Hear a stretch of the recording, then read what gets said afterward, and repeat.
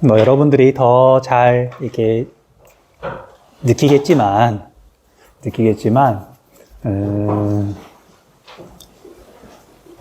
내신 중심으로 대학에서 뭐 학생을 선발하느냐, 아니면 이제 수능 중심으로 이제 대학에서 학생을 선발하느냐, 물론 장단점이 있잖아요.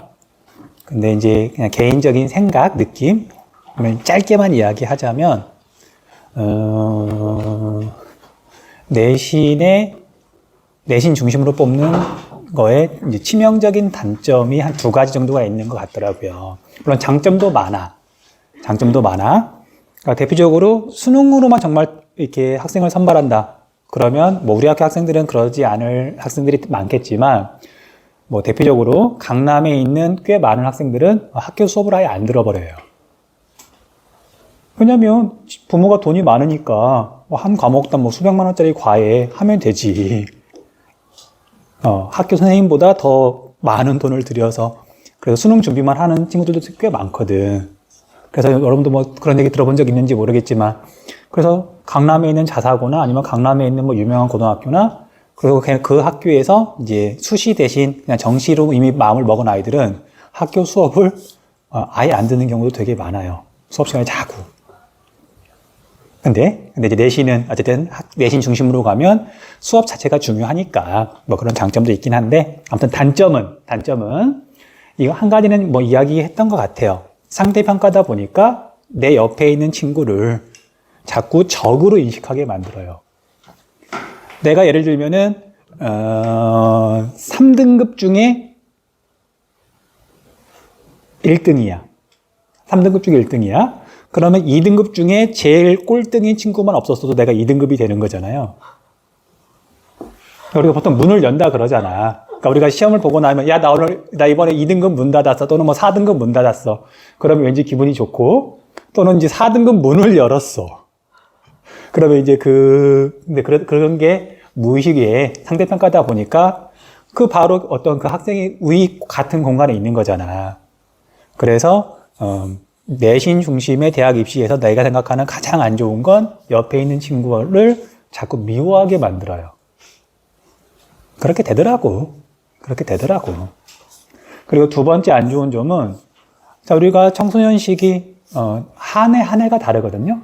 여러분들이 한번 생각해봐. 지금 1학년들 보면 어떤 느낌 들어요? 남자반 가서 물어봤더니 남자애들이, 선생님 1학년 애들 되게 무서운 것 같아요. 키도 크고, 왠지 인상도 험악한 것 같고. 물론 그렇게 느낄 수도 있지만, 여러분들 1학년 때 입학했을 때 1년 전 돌아보면, 고등학교 막 올라와가지고, 목소리 톤도 다르거든요? 그리고 이제 1학년 때 했던 생각이나 그런 거랑 지금 1년 지난 지금 여러분들이랑 사실 많이 달라졌거든. 여러분들 인생에서 1년은 우리가 뭐 6살 이전은 기억이 잘 안 나거든요. 그래서 대략 여러분들 인생에서 10% 정도가 더 시간이 지난 거야. 그 사이에 사람은 되게 많이 변해요. 물론 나는 내 인생에서 1년은 별로 이제 변할 게 없거든요. 내 인생에서 1년은 수십 분의 1이잖아. 한 40분의 1 되거든요. 그러니까 나한테 1년은 큰 변화가 있는 시간은 아니야.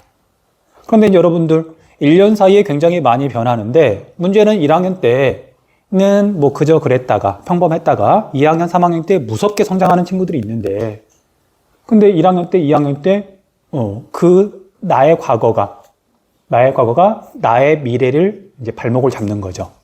내신이라고 하는 게. 이제 그런 게 내가 생각하는 가장 이렇게 아쉬운 점이더라고요. 근데 또 어쩔 수 없는 거니까. 그래서 뭐 해주고 싶은 말은, 이제 여러분들이 뭐 실감할 수는 없을 거예요. 잘 안 될 거야. 안 되는 이유 중에 하나가, 아까 했던 거랑 이제 일맥상통하는데, 여러분들한테 1년은 너무 변화가 사실 커요. 지금은 이제 여러분들 키도 거의 다 컸고, 성장 자체가 이제, 신체적인 성장은 거의 이제 끝나가잖아요. 끝난 친구들도 있고. 참고로 나는 내 키가 지금 중학교 3학년 때 키예요. 고등학교 때는 거의 안 컸더라고. 조금 크긴 했는데 거의 멈춘 거지.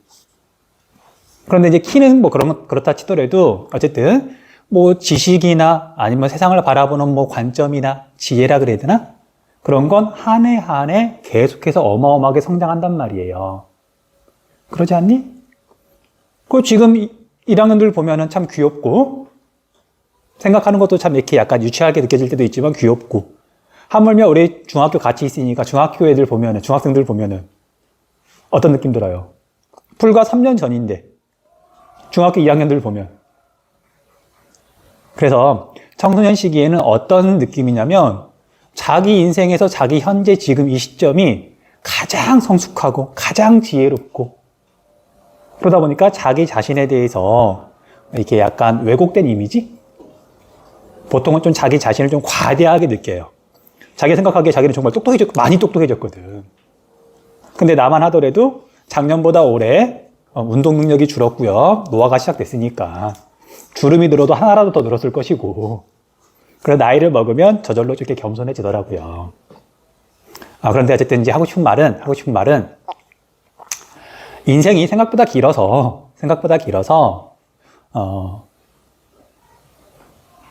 성장에 가다 보면 대학 입시가 고등학교 졸업이 여러분들의 인생의 끝이 아니기 때문에 경향성이라 그래야 되나요? 자기가 성장을 계속 해나가면 비록 대학 입시에서는 내가 정말 생각했던 것만큼 그런 결과가 나오지 않더라도 쭉 성장하는 친구들은 정말 나중에 되게 잘 돼요. 원하는 대로. 그런데 먼 미래를 내다보지 못하고 정말 하루살이처럼 살아가는 친구들은 근데 그게 바뀌지 않으면 인생 자체가 이렇게 잘 풀리지 않는 경우가 많더라고요. 그래서 지금은 힘들겠지만 인생을 조금 더 멀리 바라볼 필요도 있는 것 같아요. 그러면 시험 하나하나에 대한 부담이 조금은 줄어드는 것 같더라고요. 물론 시험 부담스럽지. 방할 놈의 시험. 누가 나를 평가한다는 게 부담스럽죠. 자, 그리고 미리 말할게요. 자, 시험 끝나고 나서 선생님 저 이번에 질의 몇 개 틀렸어요. 뭐 그런 얘기 저한테 하지 마세요. 그럼 되게 약간 난감해. 나의 대답은 시험 끝나고 나면은 늘 한결같아요. 고생했네. 수고했네. 왜냐면 그 학생이 얼마만큼 노력했는지 그 마음을 정확히 알 수는 없으니까 잘했다느니, 조금 더 하지 그랬니, 또는 뭐 속상하게 했다, 뭐 그런 얘기는 잘 못하겠고, 그냥 시험 준비하느라고 시험 기간 힘든 거니까 그냥 고생했다, 수고했다, 그런 말은 진심으로 해주기는 해요. 물론 그런 말을 듣고 싶으면 나에 대해서 나한테 시험 얘기해도 상관은 없는데 나의 대답은 마음을 담아서 고생했다, 수고했다, 그 정도 말 정도. 자, 아무튼 시험 기간이니까 일단 진도부터 끝내고 나중에 자습하고 질문 받고 그럴게요. 자, 우리가 지난 시간에 빙기, 그 다음에 후빙기, 최종 빙기, 후빙기 어떤 차이가 있느냐 그 이야기를 했고요. 어려운 내용은 아니니까 굳이 복습은 안 할게요. 그리고 이제 이번 시간에 탐구활동 내용이 나오는데 조금 어렵게 느껴질 수도 있는데 그냥 이 부분은 이해가 잘 안 되면 외우는 게 제일 깔끔한 것 같아요. 참 이렇게 말한 게 몇 번째인지 모르겠는데 미안해요. 이거 어쩔 수 없는 것 같아. 지형 부분은 진짜 거의 과학스러워서 아무튼 그렇다고 또 외우는 게 그렇게 어렵진 않으니까. 자, 우리가 왼쪽에 있는 지도부터 볼게요. 자, 해수면의 높이가 바뀌면 해안선이 달라져요. 자, 어저께 이야기했었죠. 만약에 지금보다 해수면이 100m 정도 올라가면 여기 내가 서 있는 여기도 물에 잠기더라. 당연히 해안선이 바뀌는 거잖아요. 자, 그래서 우리가 최종 빙기 때는 오늘날보다 해수면이 120m 정도 낮았죠. 왼쪽에 보면 현재에 비해서 최종 빙기 때는 해수면이 120m 정도가 낮았잖아. 그러니까 오늘날 해안선하고 최종 빙기 때 해안선하고는 다른 거예요. 육지 면적이 다른 거예요. 자, 그래서 이 지도에서 현재 육지, 우리가 알고 있는 일본, 우리 한반도, 중국, 얘가 요동반도예요. 랴오뚱반도. 랴오뚱 방향 지질구조선 할 때. 됐죠? 자, 그러면 어쨌든 그래서 시험 문제에서는 나오게 되면은요, 얘가 나, 뭐 이런 식으로 보통 표현을 해요. 그러면 가하고 나하고 비교를 하면 언제 더 화학적 풍화가 활발하게 일어났다? 어제 했던 거잖아. 그러니까 물론 이제 복습을 하면 이제 쉽게 판단할 수 있겠지. 화학적 풍화는 기온이 높고 강수량이 많을 때, 오늘날 더 활발하게 일어난단 말이에요. 가 시기보다 나 시기에 화학적 풍화가 더 활발하게 일어난다. 이제 그런 식으로 물어보는 거예요. 자, 어쨌든 구분하는 건 현재가 후빙기 찾는 거 쉽잖아. 그 다음에 현재는 바다이나 최종 빙기에는 육지였다. 지금보다 해수면이 120m 정도 낮았을 때는 그때 해안선은 이렇게가 되는 거예요. 바닷속에 수심이 이렇게 측정해가지고 120m 선 이렇게 그으면 되는 거잖아요. 됐죠? 자, 참고로 우리가 황해 바다의 평균 수심은 44m예요. 적어 놓으세요. 44m. 황해 바다 되게 얕아. 44m밖에 안 되고요. 전 세계 바다의 평균 수심은 4,000m가 넘어가요. 그러니까 태평양 한가운데, 대서양 한가운데 그런 데는 수심이 4,000m 훌쩍 넘어가거든요. 그래서 우리나라 황해나 남해는 굉장히 얕은 바다예요. 그리고 실제로 아니다, 이건 너무 과학스러우니까 그냥 넘어갈게요. 그건 알고 있잖아. 우리가 황해 바다는 수심이 그렇게 깊지 않고 동해 바다는 되게 깊다는 거. 동해 바다는 평균 수심이 1,600m가 넘어가요. 아예 달라요. 자, 이것도 적어 놓읍시다. 약 1,600m더라. 자, 그래서 지금보다 해수면이 120m 정도 낮아지게 되면은요, 황해 바다 전체는 육지로 바뀌고요. 남해 바다도 보다시피 거의 육지로 바뀌죠. 제주도는 섬이 아니라 육지인 거죠. 그 다음에 일본하고는 육지로 연결이 돼요. 그리고 여기는 잘렸지만 일본도 이렇게 육지가 연결이 되고요. 그 다음에 여기 아시아 대륙과 일본 열도 사이 여기도 육지로 연결이 돼가지고 최종 빙기 때 동해는 태평양이랑 끊어져서 호수가 돼요. 그러니까 지금보다 120m 낮아진다 하더라도 동해가 마르진 않잖아. 됐어요? 자, 그래서 이제 맨날 물어보는 것 중에 하나가, 자, 과거 최종 빙기 때는 우리나라에서 중국이나 일본까지 걸어서 갈 수 있었다. 육지니까. 그런데 울릉도하고 독도는 최종 빙기 때 섬이었다. 그쵸? 그렇게만 구분하시면 돼요. 됐어요? 어려운 내용은 아닌 것 같아. 그리고 어저께 이야기했던 것처럼, 자, 오늘날에는 한강이, 지금 그려지나? 오늘날에는 한강이 북한강과 남한강이 이렇게 시작해가지고 이렇게 만나서 여기서 한강이 끝나요. 그러니까 오늘날 한강의 길이, 유로의 길이는 요만큼. 근데 최종 빙기 때는 여기가 육지로 바뀌니까 한강이 계속 흘러가서 여기까지 흘러가는 거죠. 그 최종 빙기 때는 한강의 유로가 훨씬 더 길었다. 그 정도만 체크하시면 돼요. 자, 그리고 이건 시험에서 물어보진 않는데요. 그냥 우리가 역시 상식에서 이야기해 줄게요. 자, 여러분들 최종 빙기 때는 여기에 섬이 없는 거죠. 자, 우리나라 섬 되게 많잖아. 그런데 최종 빙기 때는 섬이 없는 거잖아. 그때는 여기에 있는 섬들은 대부분 이제 산 봉우리, 언덕인 거죠. 그러다가 해수면이 상승하게 되면 산이 물에 잠기면서 산 봉우리들이 섬으로 바뀌는 거지. 그래서 대체로 해수면이 상승하면 섬이 많아져요. 그냥 이건 잊어버리세요. 그냥 어쨌든 충분히 이해할 수 있는 내용이긴 하지만 시험에서 물어보는 건 아니니까. 자, 그래서 우리 왼쪽에 있는 이거 보고 또 간단하게 정리 좀 해주세요. 그리고 나서 조금 있다가 오른쪽에 있는 그림 설명을 좀 할게요.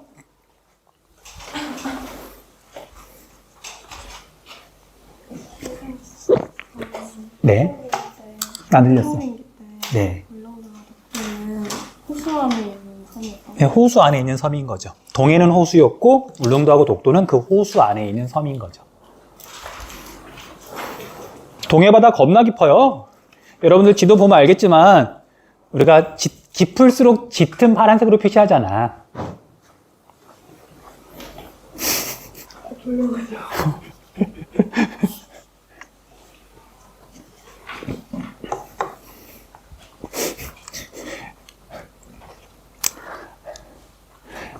옛날에는 학생들이 왜 이렇게 피곤해 할까? 이렇게 그런 고민을 좀 했는데 이유가 없더라고요. 이유가 있다면 그냥 삶이 피곤한 거지. 우리나라 환경에서는. 그러니까 내가 수업을 이렇게 지루하게 하거나 그런 게 아니더라고. 그런 상황이 그런 문제가 아니더라고요. 자, 우리 오른쪽에 있는 최종 빙기, 후빙기. 자, 이 부분 살펴볼게요. 자, 이 부분은 조금 어렵다고 아까 이야기를 했는데, 그래서 이건 이해가 되면 이해하시면 되고요. 외워도 상관없으니까, 외워도 상관없어요. 자, 우리가 기후 변화에 따른 지형 형성에 대해서 이야기하고 있는데, 여기서 지형 형성을 하는 건 하천이에요. 그러니까 다른 거 말고, 다른 것 때문에 의해서도 지형이 바뀌지만, 이 그림은 하천이 지형을 바꾸는 것만 지금 이야기하는 거예요. 하천은 흐르면서 침식, 운반, 퇴적 작용을 하잖아. 됐어요? 그리고, 자, 이제 여기서 조심해야 되는 게, 하천의 상류, 뭐 하류, 상류부, 하류부 나오잖아요. 자, 이거 착각하시면 안 되는데 볼게요. 자, 여러분들 한강을 기준으로 보면 여기가 상류예요. 이런 데가 상류죠. 계곡, 산에 있는 계곡. 그런데 이건 최종 빙기 때도 여기가 상류고요. 후빙기 때도 여기가 상류예요. 이건 헷갈리지 않아. 여기서 하천이 시작되는 거니까. 그런데 하류는 바다랑 만나기 직전이 하류잖아. 물론 그건 정확히는 하구지만 어쨌든 강의 끝나는 부분이 하류죠. 그럼 보자. 후빙기인 오늘날 한강의 하류는 여기예요. 여기가 하류야. 자, 그러면 최종 빙기 때 한강의 하류는 어디일까? 자, 여기라고 생각하시면 안 돼요. 왜냐면 여기는 지금 오늘날 물속에 잠겨 있잖아. 우리가 가볼 수가 없잖아요. 우리가 지금 지형, 땅의 모양에 대해서 공부하고 있는데 여기를 이야기하는 게 아니에요. 그래서 이제 착각하기 쉽다 그랬잖아. 자, 그래서 여기서 말하는 상류부, 하류부는 오늘날 한강의 상류와 하류가 그 위치가, 그 지점이 최종 빙기와 후빙기 때 각각 어떤 지형 형성작용이 일어났느냐, 그걸 이야기하는 거예요. 그래서 여기 최종 빙기 때 하천 하류도 여기를 말하는 거예요. 여기를 말하는 거예요. 됐어요? 여기가 아니다? 그거 조심하시고요. 그래야 헷갈리지 않으니까. 자, 그러면 자, 후빙기부터 이야기할게요. 후빙기는 오늘날이니까 그냥 여러분들 그냥 상식에서 지금 알고 있는 거 가지고 정리하시면 돼. 그리고 최종 빙기는 모든 걸 반대로 생각하시면 돼요. 이것만 확실하게 정리하면 돼. 자, 첫 번째, 자, 그림을 보면, 자, 요즘은 그림을 조금 정교하게 그리기도 하지만, 그림을 보면, 위에 거랑 아래 거랑 봤더니 아래쪽에 산에 나무가 많아요. 기온이 높고 강수량이 많으니까 산에 식물이 많은 거지. 위에 거 봤더니 산에 나무를 지금 안 그려놓은 거죠. 한랭 건조하니까. 그것부터가 다른 거야. 자, 그래서 어쨌든 밑에 산에 일단 나무가 많다 체크해 두시면 되고요. 뭐 필기 같은 건 할 필요는 없고. 그 다음, 오늘날은 물리적 풍화가 활발하게 일어난다, 화학적 풍화가 활발하게 일어난다. 화학적 풍화가 상대적으로 활발하게 일어난다. 그럼 물리적 풍화는 잘 안 일어나는 거거든요. 상대적으로. 그래서 바위가 깨진다. 이건 물리적 풍화죠. 자, 이런 건 주로 어떻게 일어나냐면요. 바위에 틈이 있으면 물이 스며들고 비가 오거나 해서 물이 스며들고 기온이 내려가면 물이 얼면서 부피가 커져요. 그러면 틈이 벌어지고 또 물이 녹으면 더 깊게 스며들고 또 얼면 부피가 커지고 이런 식으로 기온이 영하로 떨어질 때 떨어졌다가 올라갔다 그 무렵에 바위가 잘 깨져요. 그래야 물리적 풍화가 활발하게 일어나는 거거든요. 그런데 오늘날에는 겨울에는 물론 영하로 떨어지지만 다른 계절에는 잘 안 떨어져. 근데 최종 빙기 때는 영하로 떨어지는 날이 훨씬 더 많았던 거죠. 자, 일단 여기까지. 자, 그래서 이 그림이 뜻하는 게 뭐냐면요. 산에서 이렇게 산에 있는 바위들이 최종 빙기랑 비교하면 후빙기 때는 잘 깨지지 않는다. 바위가 잘 안 깨지니까 흙이나 모래가 잘 만들어지지 않는다. 그걸 지금 뜻하는 거예요. 됐어요? 됐어? 그리고 흙이나 모래가 만들어진다 하더라도 산에 나무가 많으니까 나무 식물이 그 흙이나 모래를 붙잡고 있는 거야. 됐어요? 그러면 자, 산에는 이제 계곡이 있는데 산 위에서 흙이나 모래가 계곡 쪽으로 잘 떠내려오지 않게 밀려 내려오지 않아요.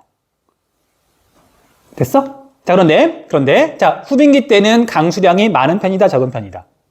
온난 수변하니까 바닷물이 많이 증발해서 강수량은 많아. 계곡에 물이 많은 편이에요. 그 계곡물이 이렇게 흘러가다 보니까 산에서 이렇게 밀려 내려오는 흙과 모래는 별로 없으니까 그걸 하류로 운반하고 나서도 힘이 남아. 힘이 남으면 어떻게 해요? 계곡을 깎아내겠지. 그래서 오늘날에는 하천 상류, 후빙기 때 하천 상류 계곡 부분에서는 하천이 흐르면서 계곡의 아랫부분을 계속 아래로 깎아 내려간다. 침식작용이 일어난다. 하천이 점점 낮아진다. 계곡이 깊어진다. 그렇게 정리하면 되는 거예요. 됐어요? 자, 이걸 지리 시간에는 뭐라고 표현하냐면요. 침식이라고 표현되어 있는데 하천의 바닥, 물이 흐르는 그 바닥의 높이가 점점 낮아진다는 걸 뜻하는 거거든요. 이걸 하상이 낮아진다. 하상이 낮아진다고 표현해요. 하상은 하천, 상은 잠자리, 바닥을 뜻하거든요. 우리 동상이몽, 한자, 사자성어 무슨 뜻이지? 동상이몽.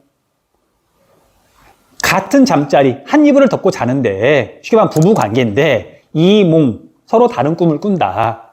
다른 주머니를 차고 있거나, 바람을 피고 있거나, 그런 걸 동상이몽이라 그러잖아요. 서로 딴 생각한다고. 그래서 이 상자가 바닥을 뜻하는 거예요. 그래서 하상은 강의 바닥. 그 강의 바닥이 점점 낮아진다. 침식작용이 일어난다. 이런 이유 때문에.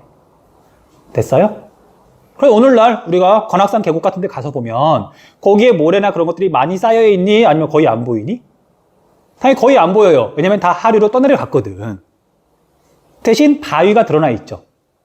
그 얘기는 이제 비가 많이 올 때 장마철이나 그럴 때 계속 하천이 그 바위를 계속 깎아내고 거기서 떨어져 나온 흙, 그런 모래 같은 것들은 다 하류로 이동을 시켜버렸으니까 계곡 지역에는 계속 바위가 드러나 있는 거죠. 계속 침식작용이 일어나는 거죠. 됐어요? 그렇게 정리하시면 되고요. 자, 그리고 침식한 물질을 이렇게 하천이 운반해가지고 오늘날 하류 지역으로 왔어요. 자, 하류 지역은 여기에 있는 그림처럼 이 지역에 한강이 이제 도착을 했잖아. 그럼 바닷물하고 여기하고는 높이 차이가 거의 안 나죠. 위치 에너지 차이가 거의 안 나고 또 경사도 완만한 편이다 보니까 물이 굉장히 천천히 흐르면서 여기서 계곡을 깎았던 그 물질들이 이렇게 와가지고는 여기서는 자꾸 쌓여요. 한강 바닥에도 막 쌓여요. 한강 주변에도 쌓여요. 물이 워낙 느리게 흐르니까. 바닷물하고 높이 차이가 별로 안 나니까. 그래서 오늘날 하천의 하류 지역은 강 바닥에도 뭔가 자꾸 쌓여서 얘가 자꾸만 높아지는 거예요. 퇴적작용이 일어나는 거예요. 상류랑 하류는 반대니까.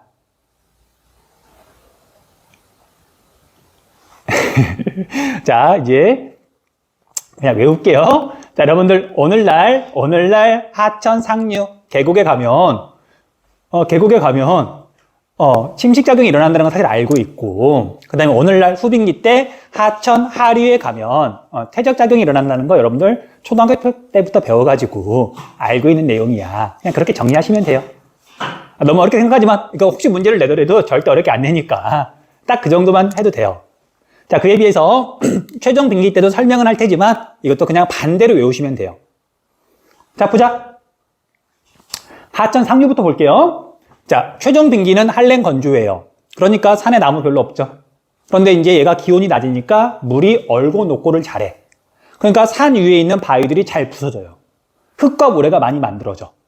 그것들이 중력에 의해서 계곡으로 막 밀려들거든요. 그런데 문제는 이때는 강수량이 적다. 추우니까 물이 별로 증발하지 않으니까 강수량도 적어요. 하천의 물, 계곡의 물 자체가 별로 없어. 산 위에서는 계곡으로 막 흙과 모래가 쏟아져 내리는데 계곡에 물이 별로 없네? 운반을 다 못해요. 계곡 바닥에 자꾸 흙과 모래가 쌓이면서 계곡이 자꾸 메워지는 거예요. 그래서 최종 빙기 때는 계곡의 바닥에 자꾸 뭔가 쌓이면서 계곡 바닥이 높아진다. 하상이 상승한다. 그렇게 표현하는 거예요. 자, 이해한 친구들도 있겠지만 이해 못해도 상관없어. 자, 그에 비해서 이제 하천의 하류부로 오게 되면은요. 보세요. 최종 빙기 때 하천의 하류부는 여기야. 근데 그때 바다는 여기죠. 그러면 지금의 해발고도가 만약에 5m라 그런다면 최종 빙기 때의 해발고도는 125m가 되는 거예요. 그리고 여기는 아무리 강수량이 적다 하더라도 한강에 물이 모여서 이제 물이 어느 정도 있단 말이야. 그리고 높이가 이제 125m가 된 거야, 해발고도가. 오늘날에는 정말 바다랑 가까운 지역이지만 최종 빙기 때는 바다에서 멀리 떨어지고 해발고도가 높은 지역이니까 위치 에너지가 있어서 물도 어느 정도 있으니까 하천의 바닥을 자꾸 깎아나가요. 그래서 이 그림처럼 최종 빙기 때는 오늘날 하천 하류부는 하천이 하천 바닥 하상을 계속 깎아 나가면서 침식을 하면서 하천의 바닥이 점점 낮아진다. 오늘날이랑 정반대다. 그냥 그렇게만 정리하시면 돼요. 자, 표정을 보니까 정리해 줄게요. 내가 그냥 정리해 줄게. 외우세요. 우리 이해하지 말자. 외우세요. 끝. 자, 그래서 읽어보시고요. 정리할 시간 줄 테니까 조금 있다가 다음 내용으로 들어갈게요.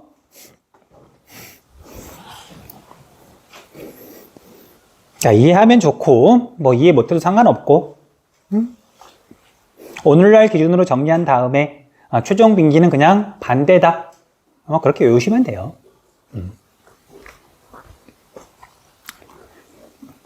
자, 우리 산지 지형 볼게요. 3. 산지 지형의 특색과 주민 생활. 자, 이제 우리가 한반도의 역사, 그 다음에 지형이 형성되는 뭐 일반적인 원리, 지금까지 공부를 했다면 산지, 하천, 뭐 해안, 뭐 화산 지형, 이렇게 차례대로 공부를 할 거예요. 그 첫 번째로 산지 지형. 해발고도가 높고 경사가 대체로 급한 그런 곳이 산인 거죠. 자, 볼게요. 산지 분포의 특색. 우리나라는 국토의 약 70%가 산지로 산지 비율이 높으나 해발 고도가 낮은 산이 많다. 그냥 우리 상식. 자, 전 세계에서 제일 높은 산. 에베레스트 산. 높이가 얼마쯤 되죠? 정확하게 외울 필요는 없는데 8,848m예요. 물론 나라마다 조금 다르게 부르거든요. 왜냐하면 나라마다 우리가 바닷물의 해수면의 높이도 좀 달라요, 다. 그래서 자기 나라 바다를 기준으로 높이를 말하기 때문에 나라마다 조금 다른데 8,800m가 조금 넘어요. 그런데 우리나라에서 제일 높은 산 백두산 2,700m가 조금 넘어요. 자, 그럼 남한에서 제일 높은 산 한라산 1,947m. 그러니까 다른 나라에 있는 산에 비하면 우리나라에 있는 산은 낮은 편이다. 뭐 이유는 단순해요. 일단 윤기량 자체가 많지 않았고 그 다음에 오랜 시간이 지나는 동안 깎였으니까. 자, 아무튼 그래서 우리나라에서 해발 고도가 2,000m가 넘어가는 산은 북한에만 있고요. 그리고 우리나라는 동쪽이 높고 북쪽이 높으니까 북동쪽에 주로 높은 산이 있다. 이건 초등학교 때부터 공부하는 내용이죠. 그 다음 동그라미 2번 동고서저의 경동지형을 이룬다. 자, 이제 무슨 소리인지 조금 알겠죠? 경동지형. 경동성 요곡운동. 신생대 제3기부터 일어났다는 거. 자, 신생대 제3기부터 경동성 요곡운동이 발생을 해서요. 중부지방을 중심으로 동고서저의 비대칭적인 경동지형을 이루고 있다. 자, 여러분들, 자, 이 지도 한번 잘 봐보세요.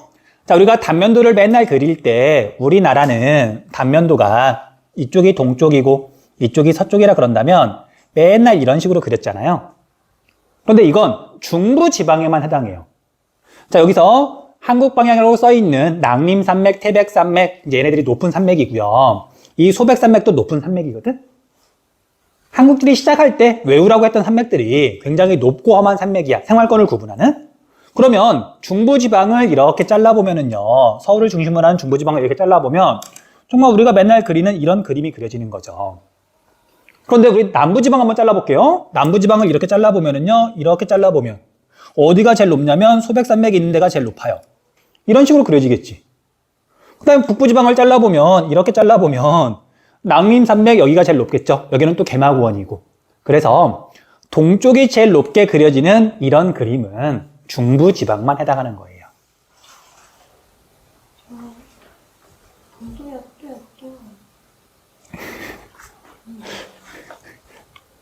자, 이건 얘가 예리한 게 아니고 내가 멍청했던 거죠. 자, 서쪽이고요. 동쪽이고요. 아, 설마 이게 내가 그래 말하다 보면 거꾸로 할 수도 있지. 넘어갈게요. 고마워. 자, 그래서 경동지형을 이룬다. 동해가 확장되면서 우리 한반도가 동해 쪽에서 힘을 받은 거잖아요.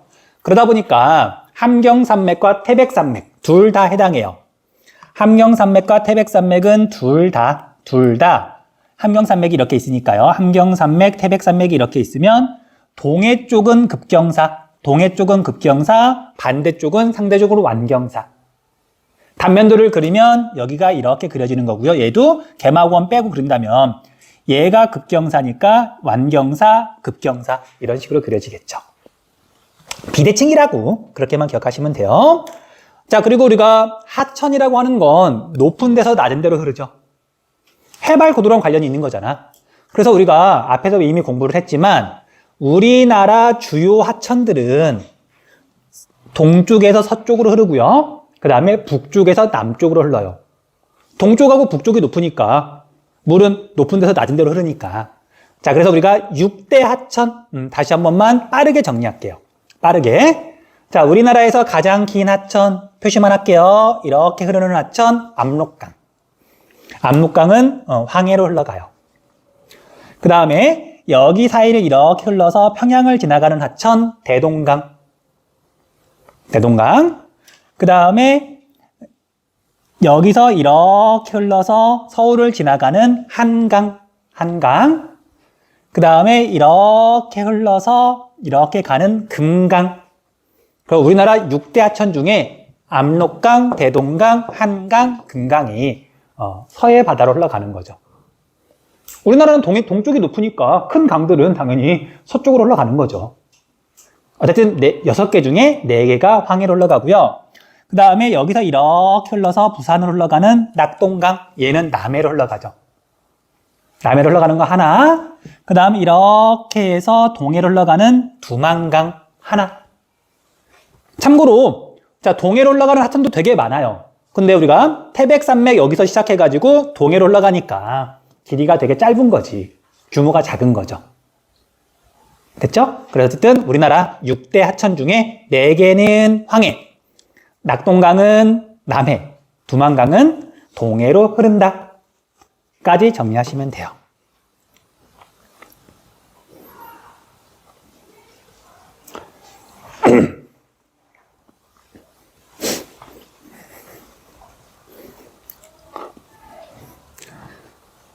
자, 그리고 봅시다.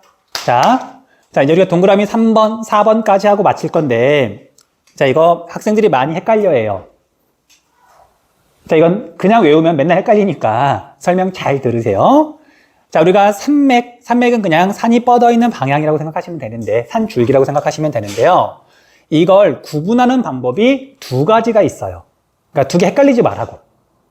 그러니까 사람이 있으면, 키 순서대로 이렇게 나열할 수도 있고, 그 다음 줄을 세울 수도 있고, 뭐 몸무게 순서대로 줄을 세울 수도 있는 거잖아.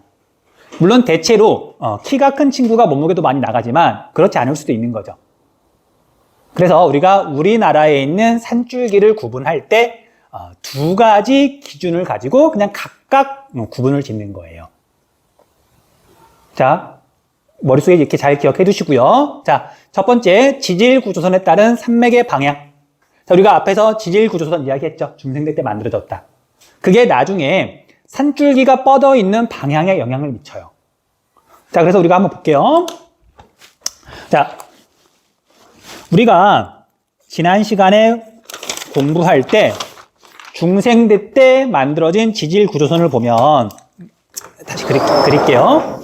보면, 자, 우리 한반도가 이렇게 남북으로 길게 있으면, 암석이 깨져 있는 단층선, 그 단층선들이 여러 개가 있는데 그게 많이 모여 있는 곳들이 있더라. 그리고 라오뚱 방향 지질 구조선만 그려보면은요, 이런 식으로 단층선들이 있는 곳 하나가 있고요. 좀 떨어진 곳에 또 이렇게 단층선들이 있는 또 라오뚱 방향 지질 구조선이 있어요.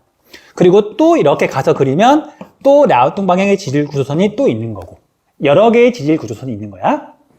그리고 땅 위에 있는 것들은 다 없어지고 신생대가 시작할 무렵에 이제 대체로 평탄해진 상태에서 경동성 요곡운동이 일어났다 그랬죠. 그럼 봐봐. 자, 이 상태에서 한반도가 경동성 요곡운동이 일어나면 극단적으로 그냥 단순하게 이렇게 그려서 한반도가 이제 이렇게 융기를 한 거예요. 평탄했다 이렇게 융기를 한 거야. 그러면 이때 만들어지는 산맥이 있겠죠. 얘도 지질 구조선이야. 그래서 경동성 요곡운동 때 이렇게 힘을 받아가지고 이렇게 만들어진 이 방향 산맥을 한반도 방향, 한국 방향이라 그래서 한국 방향 지질 구조선, 한국 방향 산맥이라고 불러요. 힘을 받으면 지질 구조선이 만들어지는데 지질 구조선에는 산 줄기도 포함이 되고 뭐 땅속에 있는 단층성도 포함이 된다 그랬잖아. 그 태백산맥 같은 경우에는 신생대 때 만들어진 건데 동쪽과 서쪽에서 힘을 받았으니까 태백산맥은 지금 남북으로 뻗어 있는 거죠. 대체로. 그래서 이렇게 세로로 뻗어 있는 이런 산줄기나 또는 단층선들도 있거든요. 이 방향을 한국 방향이라고 부르고요. 한국 방향 산맥이라고 부르는 거예요.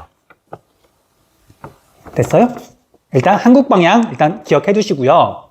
그 다음, 자, 이제 이렇게 융기를 하고 나면, 자, 지질 구조선 이 부분도 여기, 이 경사면 부분도 지금 이렇게 융기를 한 거죠.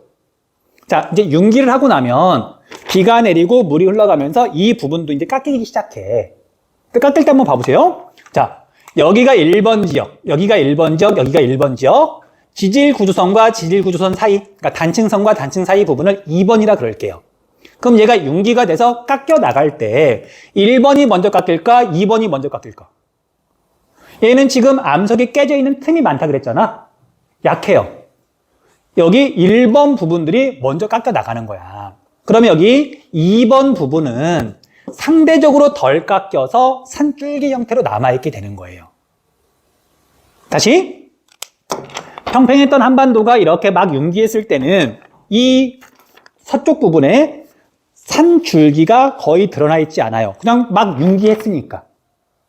근데 융기하고 나면 당연히 침식이 일어나잖아. 침식이 일어날 때 지질 구조선 부분이 먼저 깎이고 나면 그 사이 부분이 산줄기 형태로 모습을 드러내게 된다. 됐어? 됐어요? 그래서 지질 구조선이, 중생대 때 만들어진 지질 구조선이 오늘날 현재 약간 이 방향으로 뻗어 있는 산줄기의 방향을 결정한 거예요. 됐어? 됐어? 그래서 자, 이 지질 구조선은 중생대 때 만들어진 거고요. 이 지질 구조선의 영향으로 오늘날 상대적으로 높게 남아있는, 안 나오네요. 남아있는 이 방향의 산줄기를 랴오뚱 방향 산맥, 얘는 랴오뚱 방향 지질 구조선, 그렇게 구분을 하는 거예요. 자, 조금 어려운 내용인데, 자, 정리할게요. 중생대의 속림 변동으로 랴오뚱 방향 지질 구조선이 만들어졌다. 그때 산맥이 만들어졌지만 그 산맥은 다 없어지고 지질 구조선만 남아있다 그랬잖아. 지하에 있는 그런 단층선, 암석이 깨진 틈만 남아있다 그랬잖아요. 그리고 대보산 운동으로 중국 방향의 지질 구조선이 형성이 됐고요. 그리고 신생대가 시작할 무렵에 이제 한반도는 대체로 평탄해졌다가 오늘날 우리가 알고 있는 뭐 노령산맥, 뭐 차령산맥, 태백산맥 이런 것들은 전부 다 신생대 때 만들어진 거다. 근데 이렇게 만들어질 때 지질 구조선을 따라 오랫동안 침식이 진행되면 지질 구조선 부분은 그 단층선 부분이 약하니까 걔가 먼저 깎이고 나면 그 사이사이 부분이 산줄기 형태로 남아있게 된다. 그래서 산줄기의 그 방향이 지질 구조선에 의해서 결정이 되니까 그 산줄기의 방향을 랴오뚱 방향 산맥 또는 중국 방향 산맥이라고 이름을 붙이더라. 그렇게 정리하시면 돼요. 자, 그래서 이제 외울게요. 자, 보자. 채빈아, 기절하지 마시고요. 자, 여기에서 먼저 첫 번째, 한국 방향 산맥 3개가 있어요. 동해가 넓어지면서 이렇게 힘을 받았으니까 대체로 한반도 방향으로 뻗어 있는 거. 낭림산맥, 태백산맥, 백두산에서부터 시작하는 마천령 산맥. 이 3개가 한국 방향 산맥이에요. 그냥 산맥의 방향을 말하는 거야. 그 다음에 우리가 여기를 기준으로 북부지방은 랴오뚱 방향 지질 구조선이 중생대 때 만들어졌고 그 영향으로 차별 침식이 받는 속도가 달라서 가로 방향으로 이렇게 지금 산맥이 만들어졌다. 얘가 랴오뚱 방향 산맥이고요. 그 다음에 이렇게 남부지방, 중부지방부터 남부지방에 있는 이 산맥들이 중국 방향 산맥이에요. 중생대 중기 대보산 운동 때 중국 방향 지질 구조선이 만들어졌잖아. 그게 신생대까지 영향을 미쳐서 이 방향의 산줄기가 모습을 드러내게 된 거죠. 됐어요? 그렇게 정리하면 돼.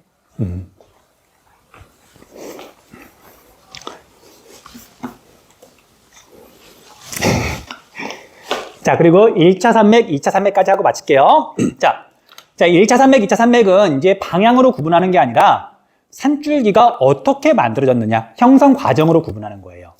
그래서 아까 이야기했던 것처럼, 자, 평평했던 신생대 초에는 우리나라에 산줄기 없었어요.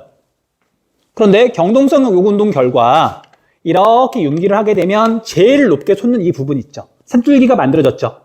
평평했는데 얘가 융기에서 산줄기가 만들어졌어. 융기 때문에 만들어지는 높고 험한 산줄기를 1차적이다. 1차 산맥이라고 불러요. 높고 험한 산줄기 1차 산맥. 자, 그런데 봐. 자, 1차 산맥이 이렇게 만들어진 다음에 자, 이 부분은 지금 면이야, 면. 그런데 비가 내리고 하천이 흐르면서 지질 구조선이 깎이고 나면 덜 깎인 부분이 남아가지고 가로 방향으로 산줄기가 이제 모습을 드러내는 거잖아요. 자, 얘는 융기 때문에 만들어지는 게 아니라 침식을 받는 과정에서 침식 받는 속도가 다르다 보니까 차별 침식이라 그래요. 차별적이다. 그 결과 만들어진 그런 산맥을 2차 산맥이라고 불러요. 산줄기를. 지금 어렴풋이 구분되죠? 다음 시간에 복습해 줄게요. 자, 그래서 여기 보면 1차 산맥은 경동성 요곡 운동으로 융기에서 직접 만들어진 거. 융기가 포인트야. 그리고 얘네들은 해발 고도가 높고 산줄기가 끊어지지 않고 계속 이어져 있어요. 융기해가지고 정말 만들어진 높고 험한 산맥이다 보니까. 자, 그래서 1차 산맥의 사례는 적으세요. 함경산맥, 태백산맥, 마찰령 산맥, 소백산맥, 하나 더 낭림산맥까지 이렇게 5개예요. 5개.